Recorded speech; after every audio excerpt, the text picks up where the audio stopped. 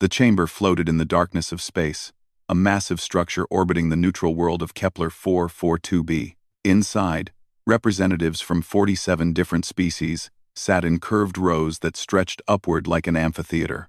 The air carried the mixed scents of dozens of different atmospheres, carefully balanced by environmental controls. Translator devices hummed softly as beings of vastly different forms communicated across the barriers of language and biology. Ambassador Kyle Morrison stood alone on the speaking platform at the chamber's center. He was a tall man with graying hair and steady eyes that had seen 3 decades of diplomatic service. His dark blue uniform bore the insignia of Earth's unified government, simple and unpretentious compared to the elaborate regalia worn by many other delegates. Behind him, seated in the human observation section, Ambassador Lisa Chen watched the proceedings with careful attention. Her military background showed in her straight posture and alert gaze. Council Chairman Vex Thor loomed above the assembly in the elevated central seat reserved for the presiding officer. His species, the Draknari, resembled reptiles from Earth but stood nearly 8 feet tall, with scales that shifted between green and gold. His eyes, cold and calculating, fixed on Kyle with barely concealed contempt. "The Council has reached its decision regarding the human expansion," Vex Thor announced, his voice amplified throughout the chamber. "Humanity will withdraw from all colonies established in the past 20 years. These territories violate the traditional boundaries maintained by civilized species. You have 72 hours to comply." Kyle felt his jaw tighten, but his expression remained calm. "Chairman, those colonies were established in unclaimed systems. We followed all protocols outlined in the Galactic Settlement Charter. We registered our claims. We received no objections for 15 years. Your interpretation of the charter is irrelevant," Vex Thor said dismissively. "The Council has determined that your expansion threatens regional stability. Younger species must learn their place before presuming to claim territory among the stars." A ripple of what might have been laughter moved through certain sections of the chamber. Kyle noticed that several species, including the crystalline Astarani and the aquatic Nereids, remained silent. Not everyone agreed with this decision, but those who objected lacked the power to oppose it. High Counselor Zephine, an Astarani whose body refracted light into rainbow patterns, spoke carefully. "Perhaps we should allow Ambassador Morrison to present Earth's position more fully. Surely dialogue remains preferable to ultimatums." "Dialogue is what we have been conducting," Vex Thor replied sharply. "The humans have had ample opportunity to understand Council expectations. They have chosen to ignore them. Now they will face consequences." Kyle stepped forward, his voice steady and clear. "Those colonies are home to 12 million human citizens. They have built lives there. Families have been born on those worlds. You are asking us to abandon them, to surrender sovereign territory without cause or compensation." "We are not asking," Vex Thor said, his scaled lips pulled back in what might have been a smile. "We are informing you of reality. The Council fleet currently numbers 500 warships positioned near your colonies. Your entire species possesses perhaps 50 vessels that could generously be called military craft. The mathematics are simple, even for a species as young as yours." Lisa's hand moved to the communication device concealed in her sleeve. Her fingers tapped a brief sequence. Kyle caught the movement from the corner of his eye but gave no sign of acknowledgement. "Threats of violence against civilian populations violate every principle the Galactic Council claims to uphold," Kyle said, allowing a note of steel to enter his voice. "We came to the stars in peace. We have traded fairly, shared our knowledge, and honored our agreements. If the Council chooses war over justice, the responsibility for what follows will rest entirely on your conscience." Another Draknari delegate, seated near Vex's Thor, hissed with amusement. "War? You speak of war? Your species barely understands the concept of interstellar conflict.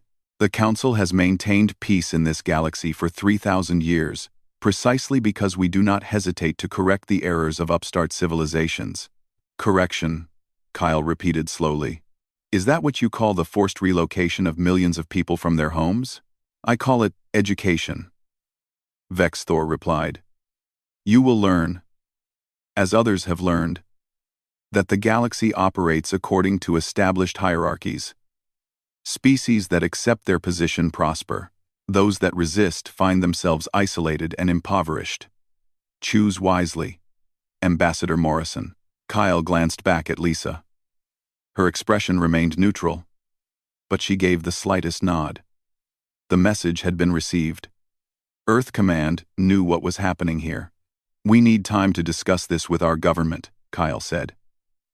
72 hours is insufficient to organize an evacuation of this magnitude. Then I suggest you begin immediately, Vexthor said. The deadline will not be extended. When time expires, Council forces will occupy those systems. Any human vessels or installations that resist will be destroyed. Any human civilians who remain will be detained and transported to processing facilities pending their eventual relocation to Earth. You would imprison civilians? Children? Kyle's voice rose despite his efforts at control. We would protect them from their own government's foolish decisions. Vexthor replied smoothly. Surely even humans understand that children should not suffer for their leader's pride. The words were calculated to sting, to provoke an emotional response that would undermine Kyle's position. He forced himself to breathe slowly, to maintain his composure. Losing his temper now would accomplish nothing. The Council is making a grave mistake, Kyle said quietly. Humanity has no desire for conflict, but we will not surrender our people to threats and intimidation. I urge you to reconsider this course of action while there is still time. The 72-hour timer begins now, Vexthor announced, ignoring Kyle's words entirely. This session is concluded. The human delegation is dismissed. Lisa stood and moved down to join Kyle on the platform as the chamber erupted into dozens of conversations. Other delegates stared at the humans with expressions ranging from pity to satisfaction. The crystalline Zephine approached, moving with the strange, flowing grace of her people. I am sorry, Ambassador Morrison, she said softly, her voice like wind chimes.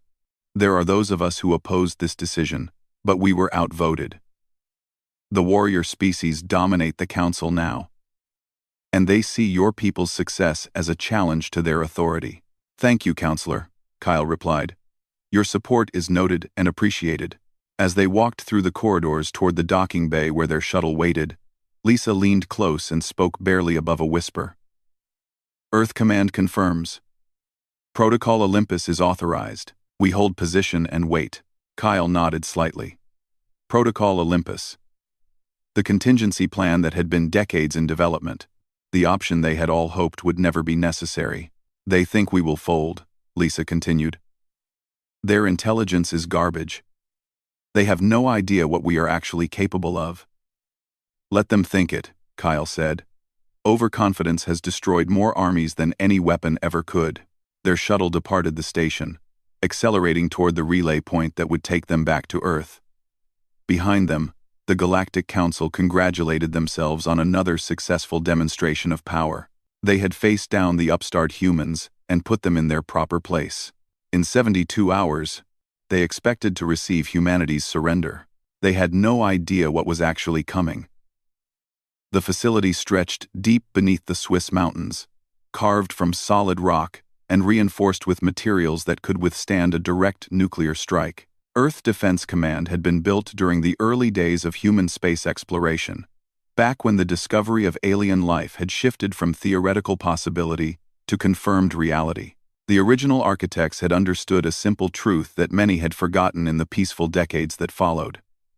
The universe was vast and old, and not everything in it would be friendly. Admiral Patrick Hayes stood in the main operations center, watching data streams flow across dozens of holographic displays.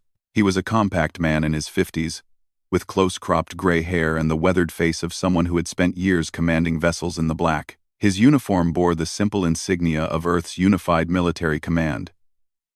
No decorations or medals visible, despite a career that had earned him dozens. Status of the fleet? He asked without turning from the displays.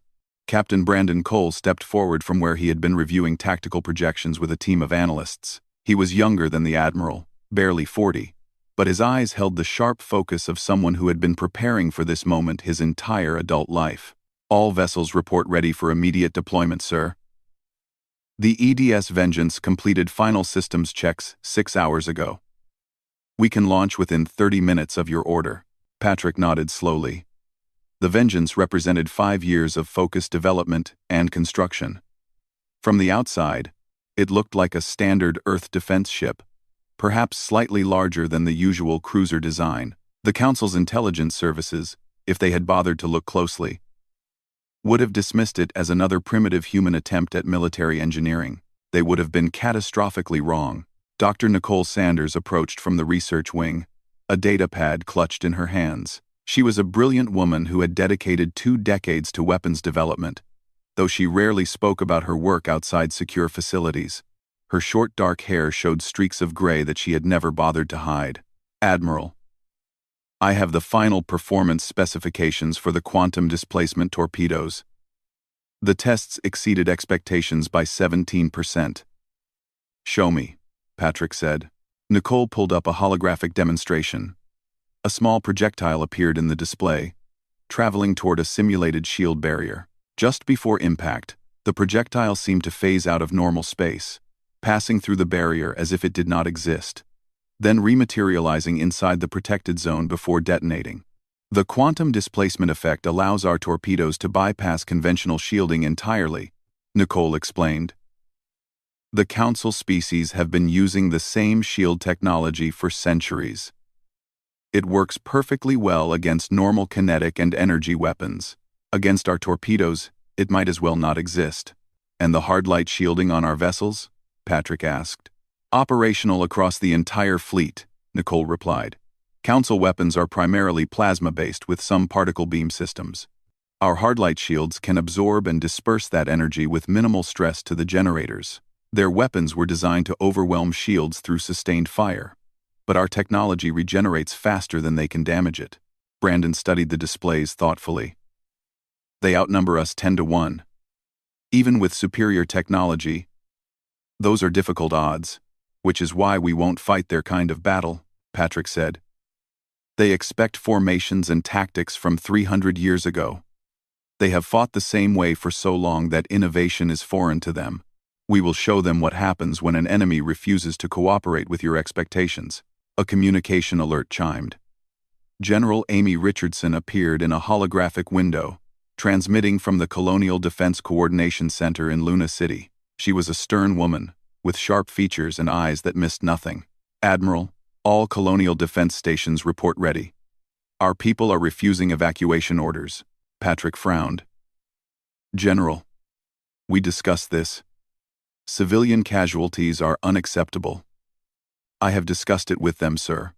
Multiple times. They are not leaving. Every colonial governor has sent the same message. These are their homes. They will not abandon them, because the Council issues threats. Stubborn fools, Patrick muttered, though there was a note of pride in his voice. They are human, sir.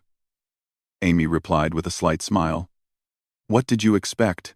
Patrick allowed himself a brief chuckle. Fair point, General. Very well. Make sure every civilian shelter is reinforced and supplied. If the Council forces get past our fleet, those colonists will need protection. Already done, Admiral. And sir, there is one more thing. The colonists are volunteering to operate the defense platforms.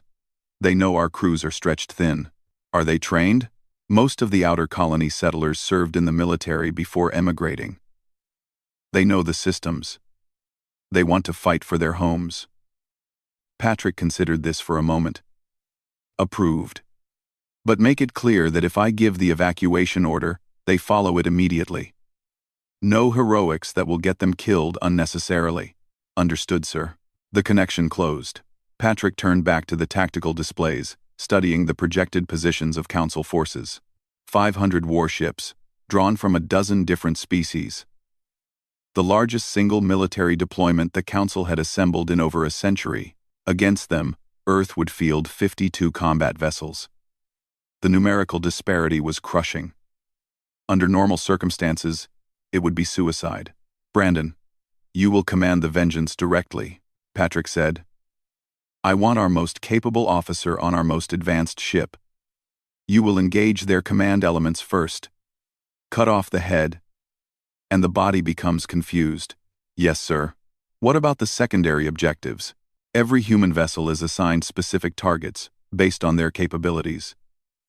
We have been studying Council military technology for decades. We know their weaknesses better than they know their strengths. Hit them hard, hit them fast, and do not give them time to adapt.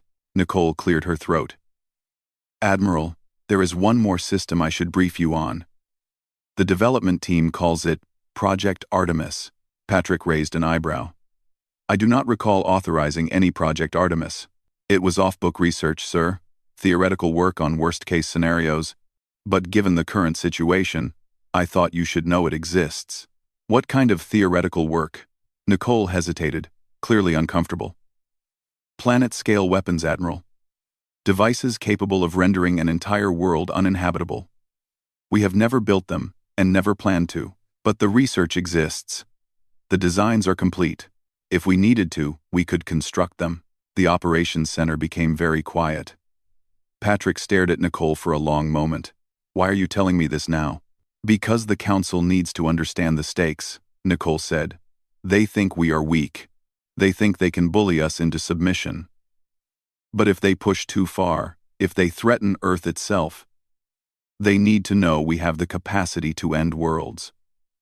Not as a weapon we would use, but as a guarantee. Mutually assured destruction kept the peace on Earth for generations.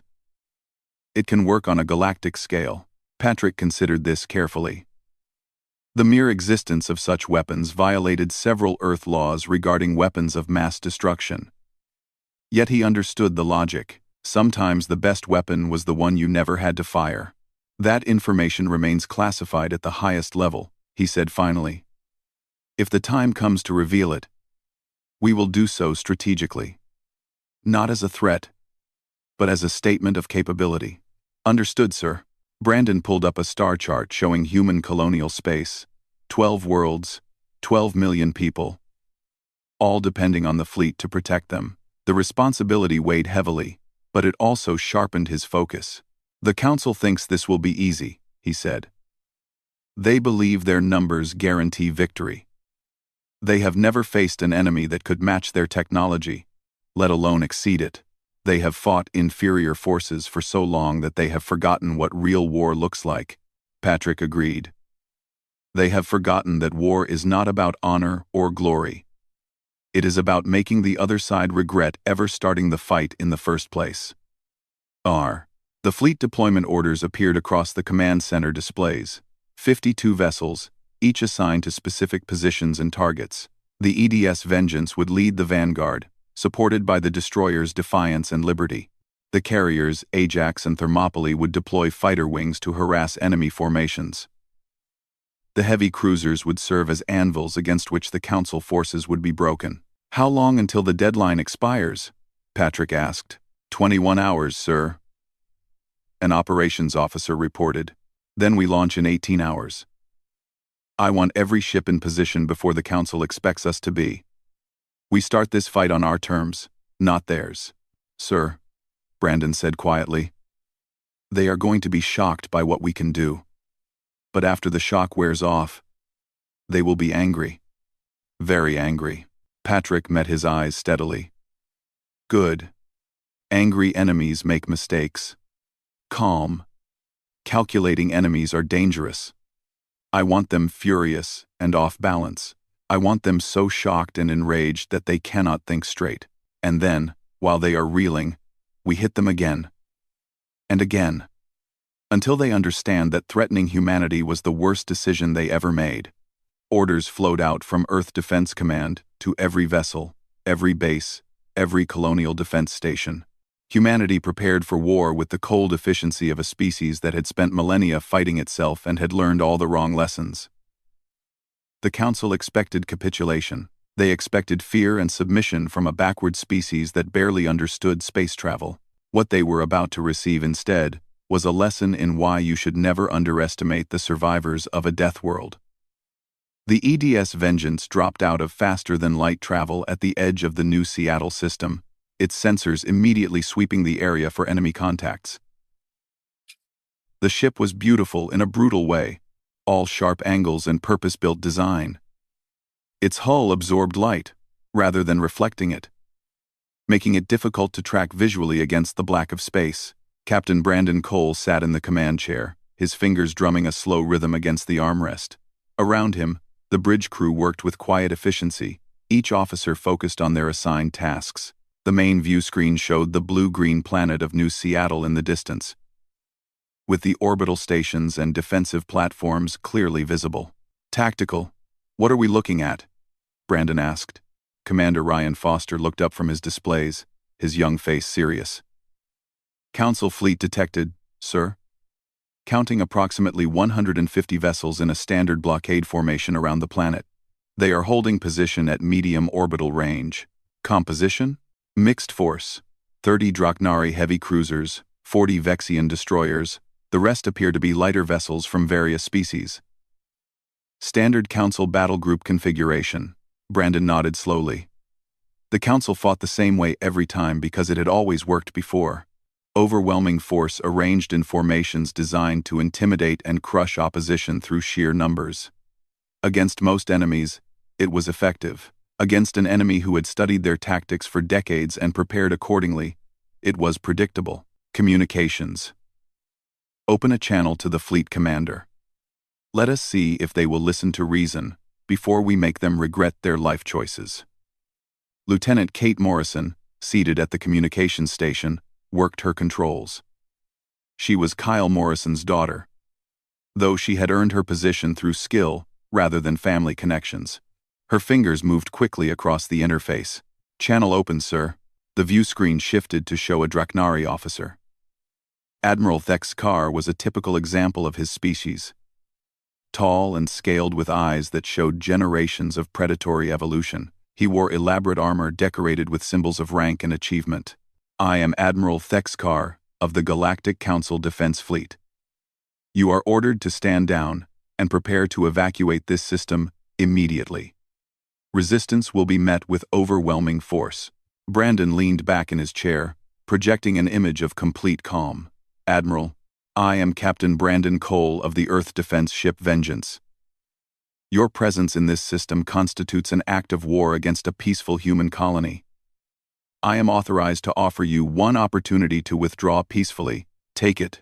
For a moment, Thex Carr simply stared, as if he could not believe what he had just heard. Then, he made a sound that might have been laughter in his species. You offer me the chance to withdraw? You command one vessel against my fleet of 150 warships. Your mathematics skills are apparently as primitive as your technology. Admiral, I am trying to save lives here. Yours and mine. Leave now while you still can. Your courage is admirable, Captain. Even if it is born from ignorance. I will give you credit for that much. But courage without wisdom is just another form of stupidity. Stand down, or be destroyed. Brandon sighed. Ryan, I tried. Please note in the log that we attempted peaceful resolution. Noted, sir. Well then, Admiral Thex Carr, you have made your choice. I hope it was worth it. Brandon terminated the communication and turned to his crew. All hands, battle stations. Weapons free. Show them what Earth engineering can really do. The Vengeance surged forward, accelerating far faster than any Council vessel could match. The crew felt the pressure of the movement even through the inertial dampeners. Within seconds, the ship had closed half the distance to the Council formation. Incoming fire, Ryan reported calmly. Plasma torpedoes, particle beams, standard Council loadout. Activate hardlight shields, Brandon ordered. A shimmer of energy enveloped the Vengeance. The Council weapons struck the shield and simply dissipated, their energy absorbed and scattered harmlessly into space. The continuous barrage that should have torn through any normal vessel's defenses had no visible effect at all. On the Council flagship, alarms began to sound. Thex Carr stared at his tactical displays in confusion. Why is that ship still intact? Increase firepower. Concentrate all forward batteries on that target. Dozens of Council ships focused their weapons on the Vengeance. The space around the human vessel lit up with plasma fire and energy beams. Through it all, the Vengeance continued its approach, shields holding steady against the assault. Their shields are regenerating faster than we can damage them, a Council tactical officer reported in disbelief. This technology should not be possible. Brandon watched the tactical display showing the Council fleet's increasingly desperate attempts to damage his ship. Ryan, target the lead cruisers. Quantum displacement torpedoes. Fire when ready. The Vengeance released a spread of 6 torpedoes. To the Council sensors, they appeared as simple kinetic weapons, easily stopped by shields. The torpedoes raced toward their targets, and the Council ships did not even attempt evasive maneuvers. Their shields would handle such primitive weapons easily. The torpedoes reached the shield barriers and phased out of normal space for a fraction of a second, passing through the shields as if they were not there. They rematerialized inside the protected zone and detonated with devastating force. 6 Draknari heavy cruisers exploded simultaneously, torn apart from within. The shockwaves sent nearby. Council vessels tumbling. In 3 seconds, Brandon had eliminated 10% of the enemy's heavy firepower. Thexkar's bridge erupted in chaos. Officers shouted reports over each other, alarms screamed warnings, and the tactical display showed the impossible. 6 of his most powerful ships, simply gone. How did their weapons penetrate our shields? How is this possible? No one had an answer. The Vengeance continued its attack run, weaving through the Council formation with speed and agility that made the larger alien vessels look like they were standing still. More torpedoes launched, more Council ships died. The human vessel targeted command ships preferentially, killing admirals and disrupting the fleet's coordination. "Sir, the planetary defense platforms are activating," Kate reported. What the Council had assumed were simple communication and navigation satellites suddenly unfolded, revealing heavy weapons batteries. The platforms had been disguised for years, waiting for exactly this moment. They opened fire on the Council fleet from multiple angles, catching the alien ships in a crossfire they had not anticipated. A Vexian destroyer tried to run, engaging its faster-than-light drive to escape the system. The Vengeance fired a single shot that pierced the destroyer's reactor just as it entered the jump sequence. The resulting explosion was spectacular and served as a clear message. There would be no retreat, no escape. "The fleet is breaking formation," Ryan reported. "They are trying to scatter. They are trying to scatter. Do not let them. Pursue and engage. I want every ship that fired on human territory to regret it." The Vengeance moved like a predator among prey, its weapons finding targets with ruthless efficiency. The Council's numerical advantage meant nothing against technology they could not match and tactics they did not understand. Human weapons phased through their shields.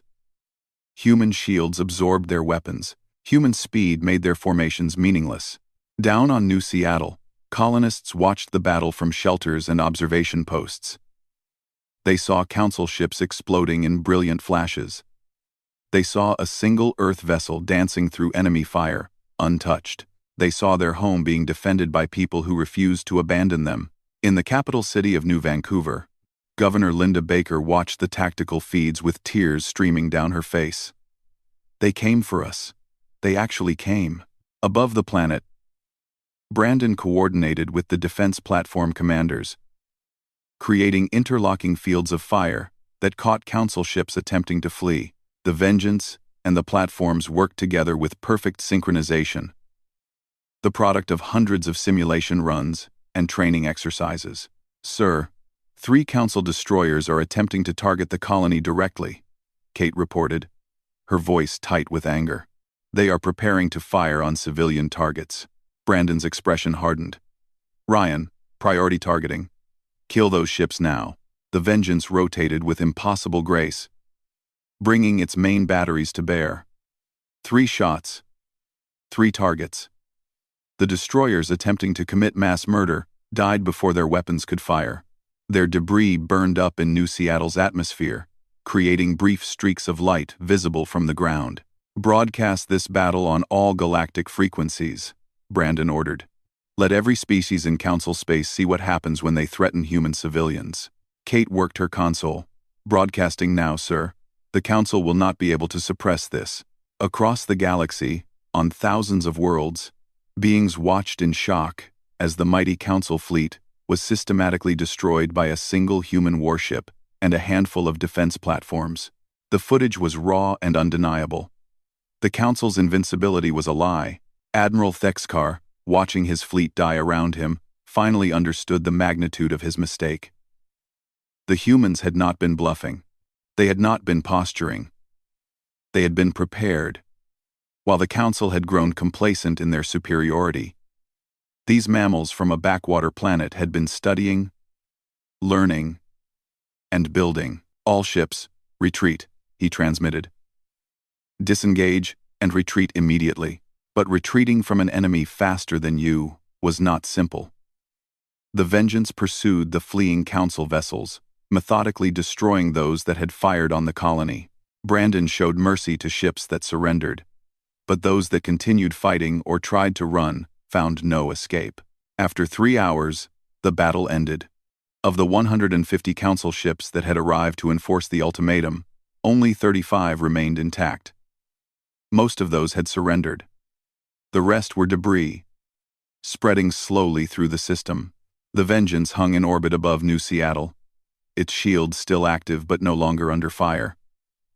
On the bridge, Brandon looked at the tactical display showing the results of the engagement. Damage report? Shields down to 87% capacity and regenerating, Ryan reported. Hull integrity at 100%. No casualties. Minor wear on the quantum torpedo launchers from sustained firing. Brandon allowed himself a small smile. Not bad for our first real engagement. Kate, send a message to Earth Command. New Seattle is secure. Council forces have been neutralized. Message sent, sir. He stood and looked at the planet below. At the cities and farms and homes that 12 million humans had built. They had come to the stars, hoping for peace, but prepared for war. Today, that preparation had saved lives. All crew, excellent work. You have shown the galaxy what Earth is capable of. Rest up. Something tells me this was just the opening act. The emergency session of the Galactic Council convened in chaos. Representatives from 47 species filled the chamber, but the usual order and dignity were absent. Delegates shouted at each other. Translator systems struggled to keep up, and security forces stood ready to prevent actual violence between species that were suddenly questioning decades of alliance. Chairman Vex Thor stood at his elevated position, scales flushed dark with rage and humiliation. Below him, the holographic display showed the recorded battle at New Seattle on continuous loop. A single human warship destroying over 100 Council vessels. Defense platforms tearing through destroyers and cruisers. Council ships burning and dying while human colonists watched from the safety of their homes. The footage had spread across the entire galaxy within hours. Every species with access to galactic communication networks had seen it. The Council's carefully maintained image of invincibility had shattered in less than 4 hours of combat. Ambassador Kyle Morrison stood once again on the central platform, but this time his posture was different. He no longer approached the Council as a supplicant, hoping for fair treatment. He stood like a man who had just proven a point, and was waiting to see if anyone was smart enough to learn from it. "This is an outrage," roared a Vexian delegate, his translator rendering his hissing speech into understandable words. "The humans used forbidden weapons technology. They must have violated treaty restrictions on military development." "Which treaty?" Kyle asked calmly. "Humanity never signed the Council's weapons limitations agreements. We were specifically excluded from that treaty because the Council claimed we were too primitive to understand advanced weapon systems. That exclusion appears to have been a mistake on your part." Ambassador Lisa Chen stood beside Kyle now, no longer relegated to the observation section. Her military bearing made several Council members visibly uncomfortable. The humans had proven they were not harmless merchants and explorers. They were warriors, and effective ones. High Counselor Zephine spoke from her position among the more peaceful species. Her crystalline body refracted the chamber's light into rainbow patterns, but her voice carried sadness. "Ambassador Morrison, the Council acknowledges that we underestimated humanity. But surely this conflict can be resolved through negotiation, rather than continued violence." "Counselor, I agree completely," Kyle replied. Humanity never wanted this conflict. We came to the stars in peace. We traded. We shared knowledge. We tried to be good neighbors. You responded to our success with threats and ultimatums. You sent warships to attack civilian colonies. What happened at New Seattle was self-defense, nothing more. Self-defense? Vexthor's voice dripped with venom. You destroyed 115 Council warships. That goes far beyond reasonable defensive action. You brought 150 ships to threaten 12 million civilians, Lisa interjected, her tone icy. Captain Cole showed restraint by accepting the surrender of 35 vessels. He could have destroyed them all. A murmur ran through the chamber. The fact that the human captain had shown mercy to surrendering crews had been noted. It complicated the Council's narrative of human savagery and aggression. The Council demands that humanity surrender its advanced weapon systems for inspection and regulation, declared another Draknari delegate. No single species can be permitted to possess such overwhelming military advantage. It threatens the balance of power that has maintained galactic peace. Kyle allowed himself a slight smile. Counselor, you misunderstand our position. We do not negotiate from weakness now. You attacked us. We defended ourselves. We won. The question is not what humanity will surrender, but what reparations the Council will pay for its unprovoked aggression. The chamber erupted in angry shouts. Several delegates demanded Kyle's immediate expulsion. Others called for his arrest. Through it all, Kyle and Lisa remained calm. Two humans standing against a galaxy that had dismissed them and was now learning the cost of that arrogance. A holographic image appeared above the assembly, cutting through the noise. General Greg Peterson materialized, transmitting from Earth Strategic Command. He was an older man with gray hair and eyes that had seen decades of military service. His uniform bore the insignia of Earth's highest military authority. I am General Greg Peterson, speaking on behalf of Earth's unified government. I have been authorized to make the following statement to the Galactic Council. The chamber fell silent. Everyone wanted to hear what the humans would say next.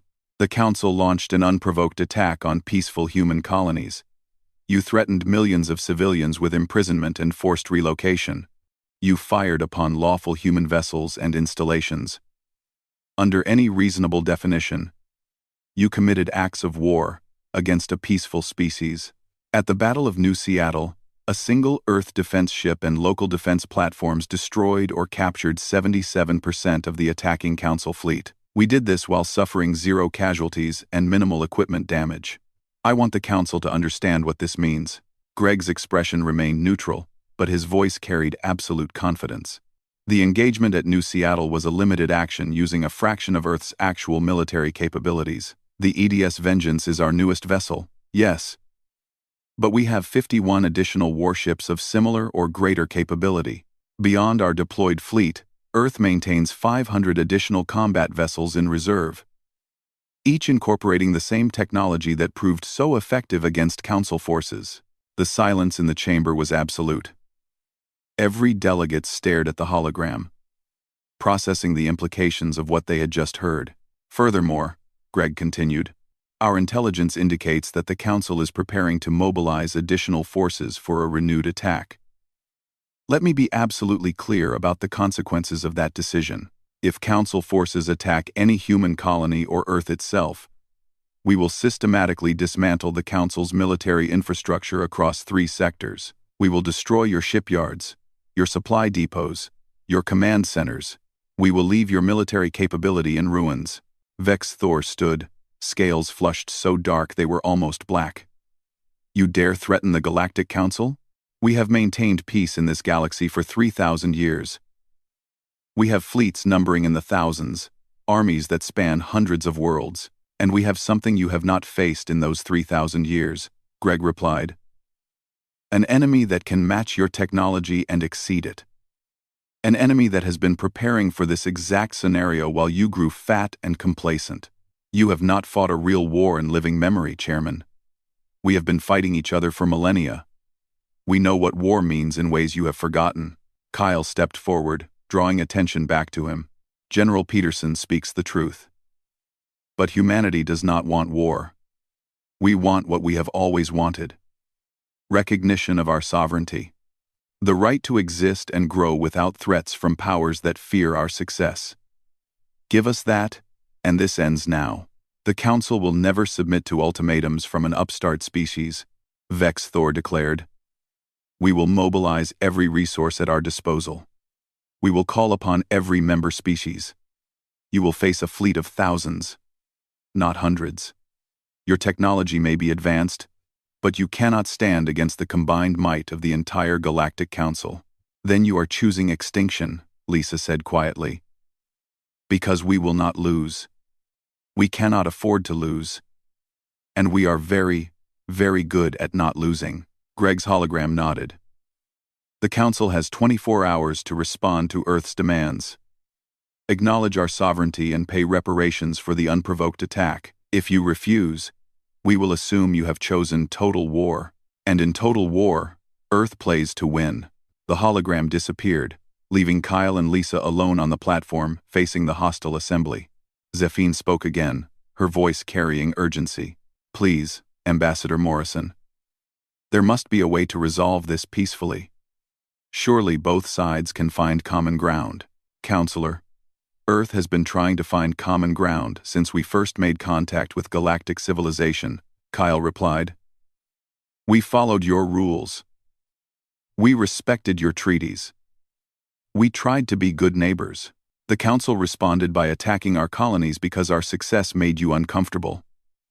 The responsibility for this situation lies entirely with the Council's leadership. A delegate from the Nereid Collective, an aquatic species known for its scientific achievements, spoke hesitantly. Ambassador, if Earth possesses such overwhelming military capability, why did you not reveal it before? Why allow the Council to believe you were weak? Because we hoped we would never need it, Kyle answered honestly. Every weapon we have built, every ship we have launched, every defensive system we have deployed, we did so, hoping they would serve only as deterrents. We wanted to trade and explore and learn. But we learned from our own history that hoping for peace, while being unprepared for war, is a path to slavery or extinction. Back on Earth, Admiral Patrick Hayes watched the Council proceedings from the command center. Around him, his staff coordinated the movements of Earth's entire military fleet. Ships that had been on training exercises or patrol duty were being recalled. Reserve vessels that had not been fully activated in years were receiving their crews and final equipment checks. Sir, intelligence reports indicate the Council is mobilizing forces from across their territory, an analyst reported. Current estimates suggest they can assemble 1,500 warships within 72 hours. Then we will be ready to meet them, Patrick replied. Issue orders to the fleet. Defensive positions around all human colonies and Earth itself. If they want to attack, they will have to come through us. Dr. Nicole Sanders appeared at his side, her expression troubled. Admiral, I need to discuss something with you. About Project Artemis. Patrick sighed.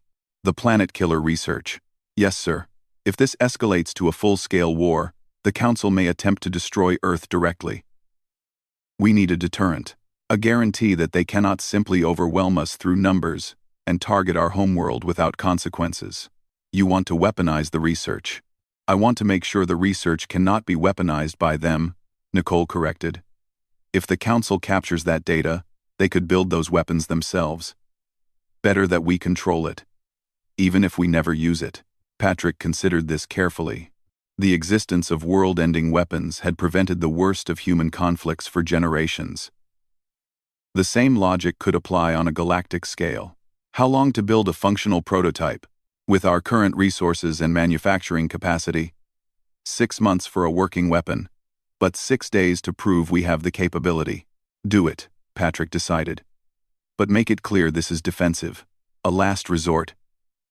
We will not threaten to use it, but we will make sure they know it exists. Back in the Council chamber, the debate raged on. Some species advocated for immediate military action against Earth. Others called for negotiation. Still, others began questioning whether the Council's authority was worth defending if it meant potential annihilation. Kyle watched it all with careful attention. Humanity had forced the Council to confront an uncomfortable truth. They were not invincible. They were not the absolute authority in the galaxy, and species they had dismissed as primitive had surpassed them in the ways that mattered most. The vote came down along predictable lines. The warrior species voted for war. The peaceful species voted for negotiation. And the deciding votes came from species that simply wanted to survive, regardless of pride or principle. Vexthor announced the result with barely contained fury. The Council will mobilize its full military capacity. Humanity will face the consequences of its arrogance. Kyle nodded slowly.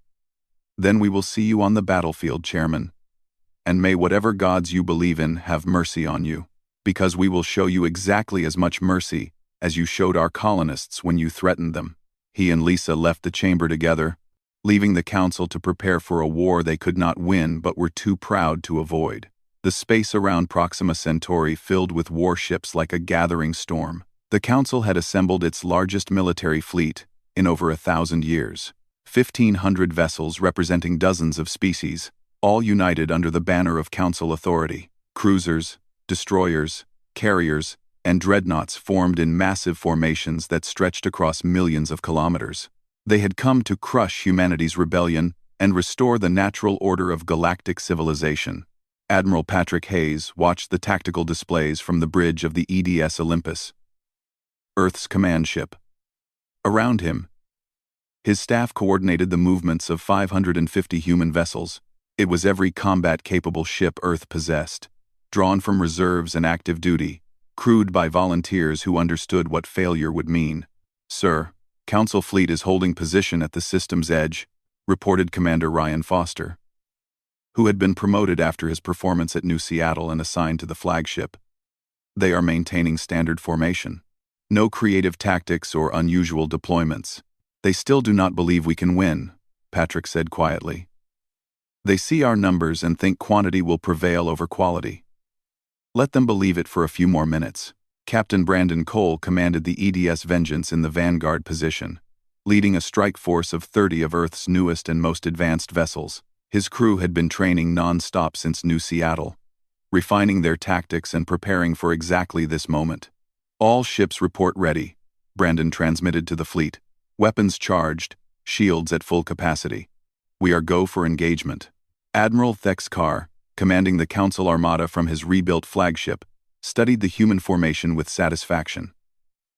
The mammals had brought their entire fleet to this system. When he destroyed them here, humanity would be defenseless. Earth itself would fall within days. "All vessels, advance in formation Delta 7, he ordered. "Maintain cohesion. Their superior shields and weapons mean nothing if we can overwhelm them through concentrated fire." The Council fleet began to move, a vast wave of ships advancing toward the human position. It was an intimidating sight, designed to break enemy morale before the first shot was fired. Against most opponents, it worked. Brandon watched them come and smiled. "They are doing exactly what we predicted. Ryan, execute opening move Gamma." The human vanguard suddenly accelerated to speeds the Council ships could not match, racing past the advancing armada's flanks rather than meeting them head-on. Before the Council could react, the human ships had circled behind their formation. "All ships, target command vessels," Brandon ordered. "Fire at will."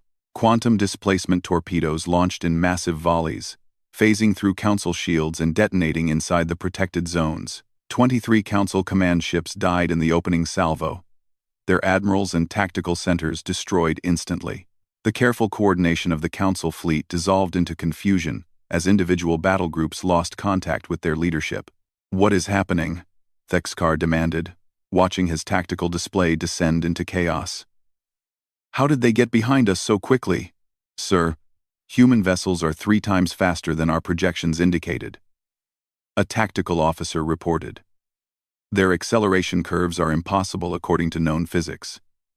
"Then our knowledge was wrong. All ships, engage independently, find targets, and destroy them." But independent action played directly into human tactics. Earth's vessels operated in small, coordinated groups that targeted isolated Council ships.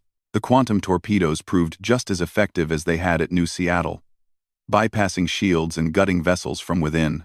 Patrick watched the battle develop according to plan. Second wave, begin your run. Carriers, launch all fighters. 200 human ships that had been holding back suddenly accelerated into the engagement. At the same time, Earth's 6 carriers deployed swarms of unmanned combat drones. Each drone carried a single quantum torpedo and enough intelligence to identify and engage targets independently. The Council fleet found itself fighting on 3 fronts simultaneously. Capital ships engaged human cruisers and destroyers. Point defense systems tried desperately to track human fighters, and drones slipped through formations, seeking vulnerable targets with ruthless efficiency. Their fighters are machines. A Vexian commander reported in horror. No pilots. No life support. Just weapons and engines. They sacrifice themselves without hesitation. Sir, we have lost 300 vessels, Thexkar's tactical officer reported. Human casualties are minimal. Perhaps 30 ships damaged, none destroyed. Thexkar's scaled hands clenched the arms of his command chair hard enough to leave marks. This was not possible. The Council had numerical superiority. They had the firepower. They had 1,000 years of military tradition, and they were losing. All vessels, concentrate fire on their flagship, he ordered. If we kill their admiral, the fleet will fall apart. 50 Council ships focused their weapons on the EDS Olympus. Plasma bolts and particle beams hammered the human command ship's shields. For a moment, it seemed like the concentrated assault might work. Then the Olympus fired back. The ship's main weapon, kept secret until this moment, proved to be an antimatter projection cannon. The beam it fired simply erased matter it touched, creating a path of destruction through the Council formation. 3 heavy cruisers and a dreadnought ceased to exist. Converted to energy and scattered atoms. Sweet stars, breathed a Council officer watching the display. What kind of weapon is that? Patrick allowed himself a grim smile. Ryan. All ships with antimatter weapons are authorized to fire. Show them what Earth has been building while they slept. Across the human fleet, 30 vessels revealed weapon systems the Council had believed were theoretical at best. Antimatter beams, graviton disruptors, quantum shredder missiles. Each weapon represented decades of research and development. Technologies the Council had never imagined humanity possessed. The balance of the battle shifted from uncertain to inevitable. Council ships died by the dozens. The few that managed to inflict damage on human vessels found their targets protected by shields that regenerated almost instantly. The numerical advantage that should have guaranteed Council victory became meaningless. Sir, multiple Council battle groups are requesting permission to withdraw, reported a communications officer on Thexkar's flagship. Denied. All ships will continue fighting. We cannot show weakness to these primitives. But across the Council fleet, individual captains were reaching different conclusions. They had not signed up to die for pride and politics. When the Astarani battle group announced it was ceasing fire and withdrawing, others quickly followed. The peaceful species that had been pressed into this war wanted no part of continued slaughter. Admiral, broadcast on all Council frequencies, Patrick ordered. Let me speak to their fleet directly. The transmission went out, and Patrick's image appeared on view screens throughout the Council armada. He looked tired but determined. A man who had done terrible things because they were necessary and would carry that weight for the rest of his life. Council forces, this is Admiral Patrick Hayes of the Earth Defense Fleet. You came to our space to enforce submission through violence. We have shown you that humanity will not submit. We have shown you that your technological superiority was an illusion. We have shown you that your numbers mean nothing against preparation and capability. I am offering you one chance to survive this day. Power down your weapons. Lower your shields. Prepare to be boarded and disarmed. Any ship that complies will be treated according to the laws of war. Crews will be detained as prisoners, not harmed. Vessels will be impounded, not destroyed. Any ship that continues fighting will be destroyed without mercy. You have 60 seconds to decide. Thexkar screamed into his communications system. Any captain who surrenders will be tried for cowardice and executed. All ships will fight to the last. But the captains of the Council fleet were not fools. They watched human weapons systematically dismantle their armada. They saw their chances of survival dwindling with each passing second, and they made the rational choice. Ships began powering down across the Council formation. First dozens, then hundreds.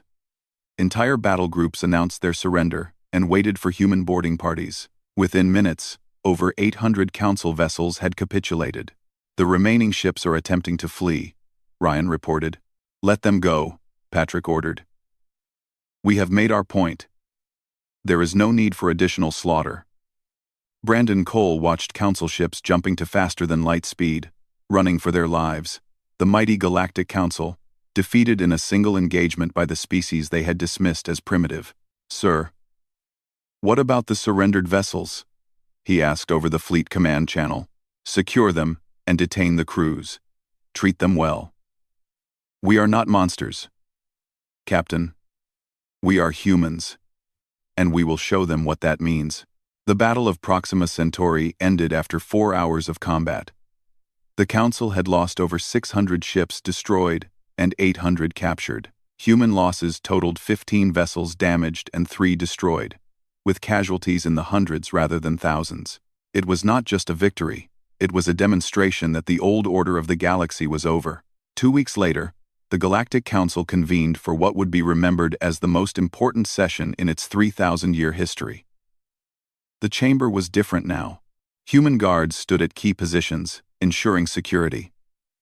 The delegates who gathered were subdued, many having lost military forces or political influence in the wake of humanity's victory. Ambassador Kyle Morrison stood at the central platform once more. But he was not alone. Admiral Patrick Hayes, Captain Brandon Cole, and Dr. Nicole Sanders stood with him. The humans who had proven that Earth could not be intimidated or conquered. Chairman Vex Thor was absent. He had been removed from power by his own species, facing trial for leading the Council into a catastrophic war. In his place sat a coalition of moderate voices, species that had opposed the conflict from the beginning. High Counselor Zephine, now serving as interim chairman, spoke with her chime-like voice. Ambassador Morrison, the Council has reviewed Earth's proposed terms. We find them acceptable. Kyle nodded. Then let us formalize the new relationship between humanity and the Galactic Council. The treaty was comprehensive and binding. Human sovereignty over all claimed territories was recognized without qualification. The Council would pay reparations for the unprovoked attack on New Seattle. Council military forces would be limited to defensive configurations, with regular inspections to ensure compliance, and Earth would be offered a permanent seat on a reformed Galactic Security Council, with veto power over military actions. But there was one more element that needed to be addressed. Dr. Nicole Sanders stepped forward, holding a data crystal. The Council needs to understand something about humanity, she said quietly. We developed weapons for this conflict that we hoped we would never need. One of those weapons was a device capable of rendering entire worlds uninhabitable. The chamber fell silent. Every delegate understood the implication. We built the research, we developed the designs, and we proved we could construct it if necessary. But we chose not to, because the purpose of overwhelming power is not to use it, but to ensure it never needs to be used. She held up the data crystal. This contains all our research on planet-scale weapons. We are providing it to the reformed Galactic Council as a guarantee of mutual deterrence. If humanity threatens the galaxy, you will have the means to respond. If the galaxy threatens humanity, we retain the capacity to defend ourselves to any degree necessary. This is mutually assured destruction on a galactic scale, Zephine observed. This is peace through strength, Kyle corrected.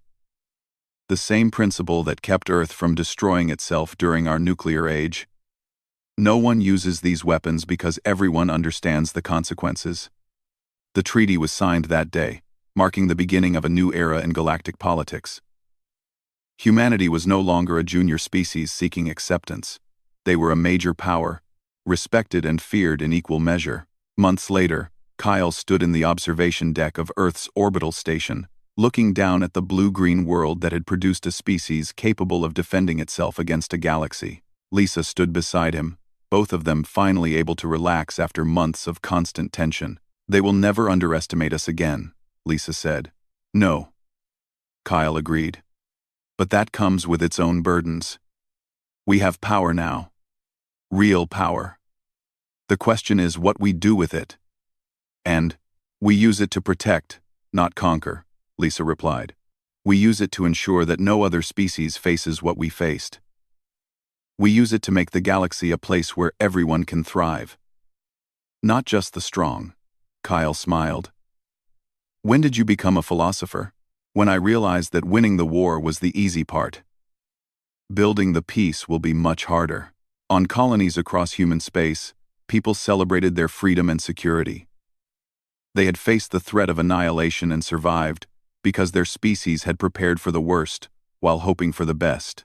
They had proven that being human meant being adaptable, innovative, and absolutely unwilling to surrender. In council space, the aftermath of defeat forced a reckoning. Species that had relied on military might to maintain their position now had to compete on merit and diplomacy.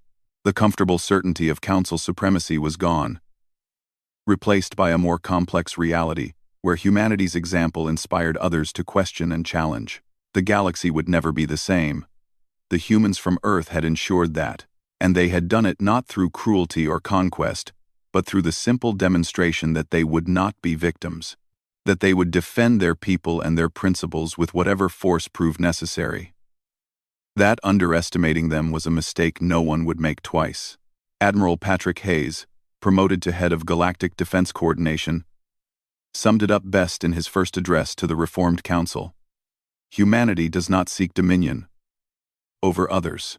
We seek only the right to exist in peace and security. Give us that, and we will be your strongest allies. Threaten it, and you will face the full fury of a species that has survived ice ages, plagues, and world wars. We are here to stay. The question is whether we build the future together or apart." The council chose together. It was the only rational choice.